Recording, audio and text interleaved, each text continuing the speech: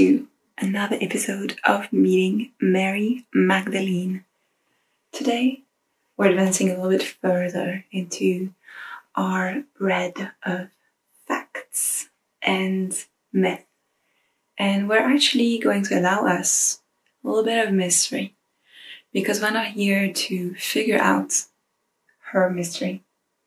We're here to observe the energy, the flow of the energy, the consciousness. And we're fully departing from the facts, the scriptures, the gospels, and we're going into the feminine archetype, the feminine Christ, Mary Magdalene. So because of the veil of mystery, we're going to allow all the options to come through. So there's going to be an enumeration of facts, of books, of movies, all the while witnessing that we're not trying to find the truth, because truth is not an absolute. The woman Magdalene is barely described in the Bible. Mention those 13 mentions. We don't know much, right? And what we know is that she was there at specific events, specific episodes of Jesus' life. She was a partner to him in some way. She was there for the mission.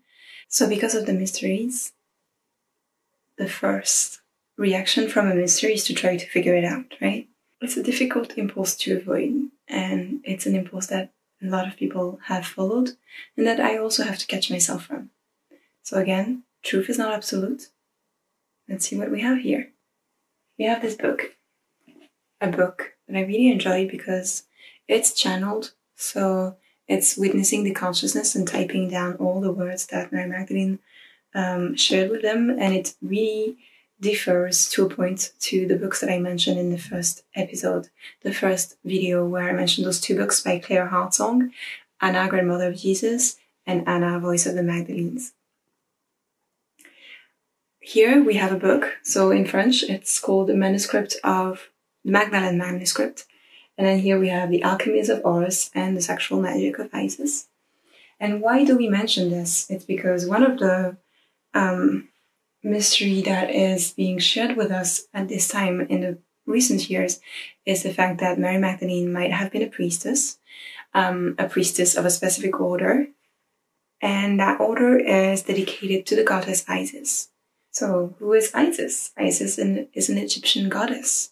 She is one of the main goddesses in the Egypt mythological realm, pantheon, and she resurrects her husband Osiris and pieces him together and has a child with him, a child that happens to be fecundated after his death. So it's kind of like Jesus, this story of death and resurrection. The resurrection happens by the way of her magic, Isis's magic, and then the child Horus, who has the head of a falcon and represents the sun, is born. And that's something that we could also see within the myth that they created around Mary Magdalene and Jesus. One of the main themes with Mary Magdalene is that she represents the feminine Christ, which is an entire polarity from the message of the Christ that we do not get when we erase the possibility for women to be priests or preachers and to share their faith and their connection.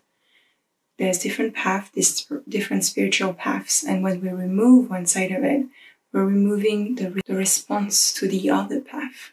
And I do believe that if you have just that one pillar, there's not much of a roof that's created. And that's when we talk of Mary Magdalene as being the tower, the Migdal, the Magdala, the Magdalene. We are creating another pillar, and that we can sustain a bigger building to support and protect more people underneath. So we obviously are going to separate the story of Jesus Christ, Yeshua, and the image of the Christ consciousness. The image, not more than that, the consciousness of the Christ. With Mary Magdalene, we see the divine entering the human. in the form of either the child that was born from the connection between Yeshua and Miriam. Let's go back to that. Let's go back to call them in that way. And that child is mentioned in different channeled books as Sarah la Kali. Again, I do not want to create a blasphemous argument that people would get angry against, because people have really done their best to separate the divine Son of God from the sexual man that Jesus, Yeshua, might have been. So, him having sex and birthing a child would have been problematic for, the concept that was attached to the Son of God, the Messiah. So that's something that has been hidden if it's true, or created if it's fictitious. But it is one of the options. It is one of the mentions that I wanted to share with you. Sarah la Kali is also called Sarah the Egyptian, and she is one of the first Black Madonna that we meet in our future series, the Black Madonnas. God is a woman and she's Black. So that will come further later on my YouTube channel. It is one of the biggest part of my work right now. I highly recommend you to like and subscribe so that you can be sure to be in tune with the following videos that come through. So Sarah la Kali is celebrated on the end of May, and she is loved, revered as the queen of outsiders, and she protects everyone that is falling out of the mold of society, the structure. And again, it's interesting when we see that she is Christ consciousness born on earth, right? Not incarnated, but really born from two human parents who were also two divine parents, the Magdalene and Yeshua. So I know that I mentioned some books, and some of those are channeled books. So they attain to being the truth, right? The words spoken from the consciousness itself, without the filter of the person who's typing, writing, recording those words, and then printing, publishing them. But if you try to, again, set an absolute into the truth, you're going to lose your mind, because the more you read those books, the more you're going to see deviations. And I think that's what the key is here. I don't know if you've watched the series on Disney Plus called Loki, but it's basically one of the shows introducing to the mainstream the multiverse, which is something that Marvel has been sharing a lot. And the more we go into those channeled books, consciousnesses, trying to restore facts, the more you apply the idea of a multiverse to it, the more you find your salvation, the more you find your peace, and the more we can see that this story, the story of a man who has shared many things and who was crucified on a cross, has been happening in different timelines, in different universes. That's when you see the worth of that story, the fact that it repeats itself. Even the fact that the New Testament has 4 Gospels, retelling kind of the same story but in different details, or maybe different words. 4 Gospels. Are we introducing 4 timelines? Is this a way to communicate this? After an entire testament, the Old Testament is just that one story, right? Spoken from that one point of view. And then we have 4 Gospels, where Jesus is pinned on the cross with 4 cardinal points. Isn't he the nexus point, the creation of a diversion, of variations, of 4 different timelines that open up, and then we are just a continuation of that work? That's something to think about. Maybe it's true, maybe not. I'm just speaking from my own channelings, my own state of mind, my own truth within. That's not something I read, but that's worth thinking about. 4 timelines. And across those timelines, we see all the channel books, all the stories, all the things that start to unfold. What is real? What isn't? What is reality? We now know that the brain understands whether you're dreaming, whether you're daydreaming, whether you're meditating, or opening your eyes and seeing the world as is, as the same thing. It is reality to it. The thoughts are a reality to the brain. So, what is reality? How do we define it? So with Magdalene, with Magdala, with Miriam here, we have retellings. She speaks in her words of the energy body, of the serpent within the Kundalini rising. And she slowly introduces us through the different channel books into the mysteries of Isis, of the priestess that she was, the high priestess, the one who already had wisdom within, who was not only educated by her partner, the Christ, but who already had that within. So I highly recommend those books. I do not feel called to share more of those mysteries right now, or even to state it as truth, because that's something that I discovered on my own, that the books keep as a mystery. They mention a few things here and there, not more than what I've already told you.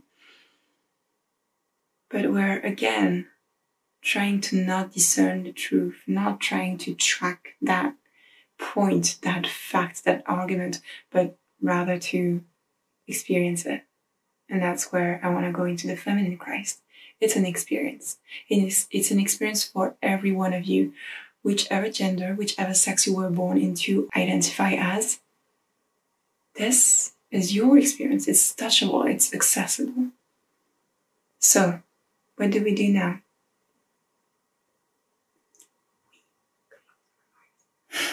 We close our eyes and we call forth this consciousness and we witness it as is. That's it. Every one of you here is going to have a different experience. Try to find out yours. Maybe leave a comment. Maybe don't. Maybe keep it secret to yourself, secret. And I totally understand that. A lot of my own truth with her is in my heart. I'm not going to share it until I feel ready to share it. And that's because it's precious.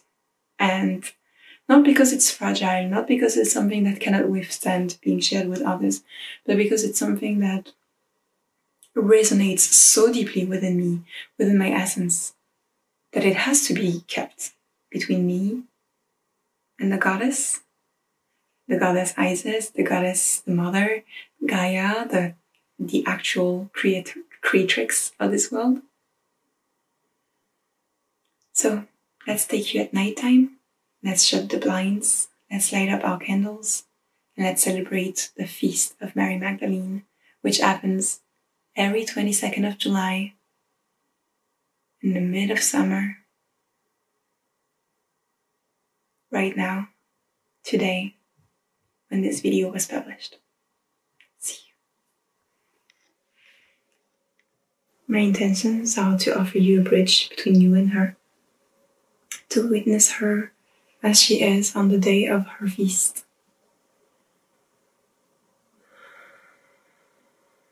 And you're not here to bow down and pledge allegiance to something else than you.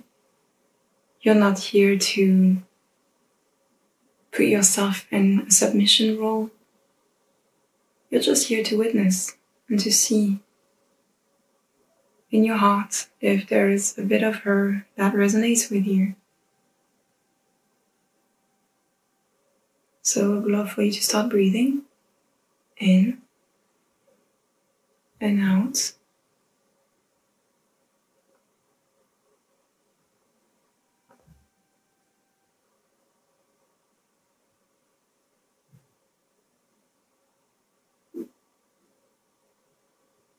And just slowing down,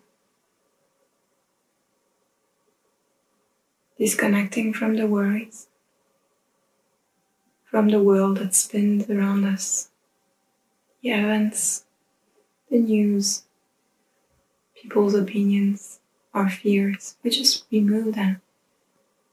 We push it away for a minute, and we're just going to witness the heart that beats underneath your skin. If you want to put your hands there, and feel your lungs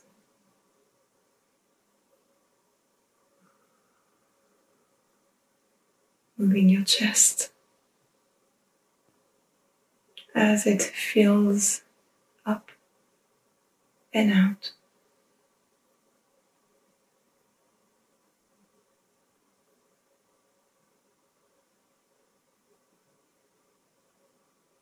And if there's any suffering in your heart, trust that you can give some of it to her, and that she'll witness it. She'll witness the pain, offer you compassion, healing, attention. It's quite simple. She'll offer you what you need in that moment. So trust the extraction of the pain and it being seen by anyone else, by her.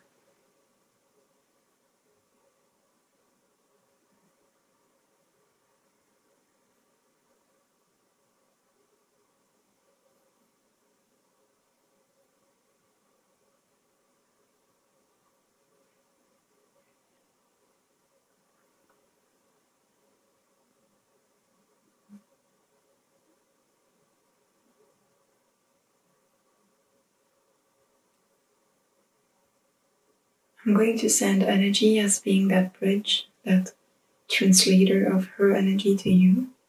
So my hands are giving you energy. The candle flickering is giving you energy. And you can give consent to receive it, or just choose to retract and not receive anymore, which is okay. The video is online forever. You can come back to it whenever you want.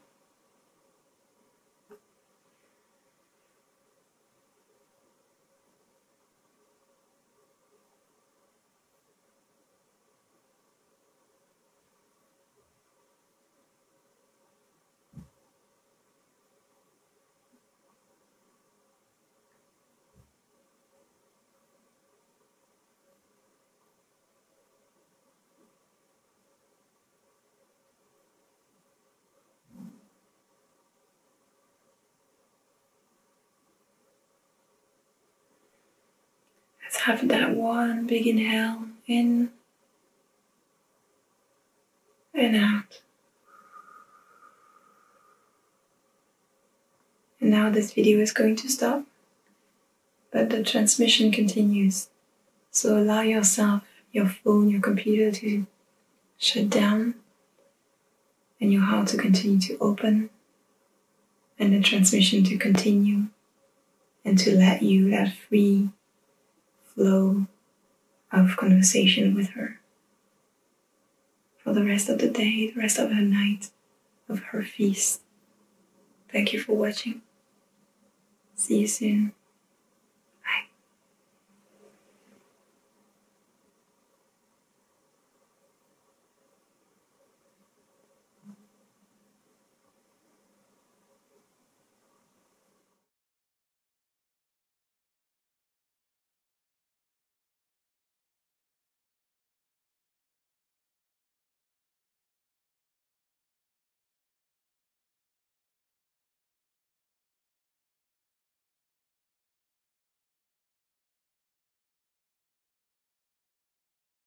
Bye.